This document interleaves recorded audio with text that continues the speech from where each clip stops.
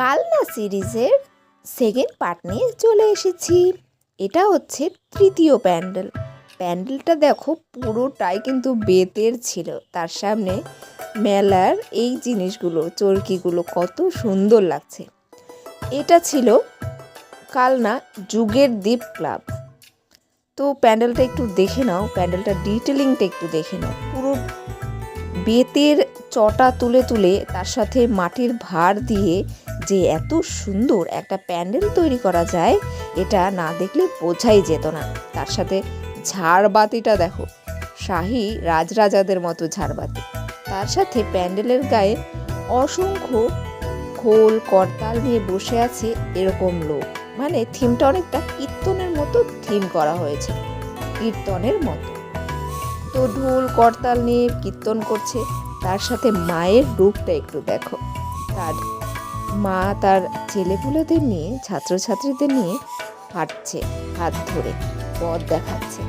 আর এই প্যান্ডেলটা এত সুন্দর লেগেছে না, আমার কোনো কথা নেই, অতুলনীয়। নেক্সট চলে গেলাম 4 নম্বর প্যান্ডেলের দিকে।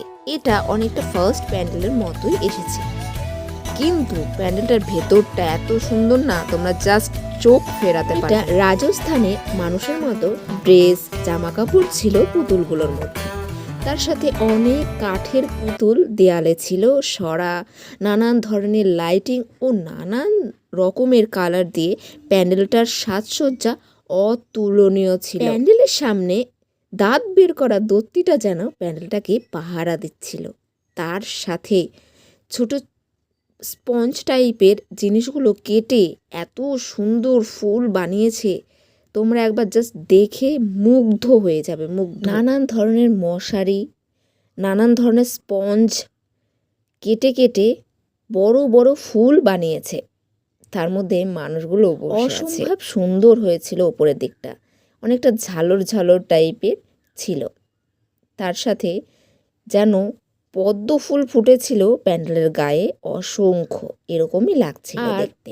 মায়ের রূপটা দেখো একটু আলাদাই ছিল। মা যেন এক খোলা আকাশের নিচে গান করছিল, তারই একটা সুন্দর থিম এখানে ছিল। মা বসে বসে গান করছিলেন, তার সাথে তার সহকর্মীরাও ছিল।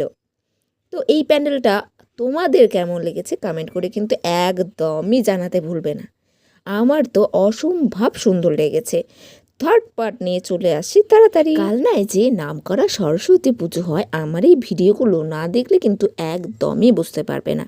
সব কটা প্যান্ডেল এক সে বারকার এক। কেমন লেগেছে জানিও। টাটা।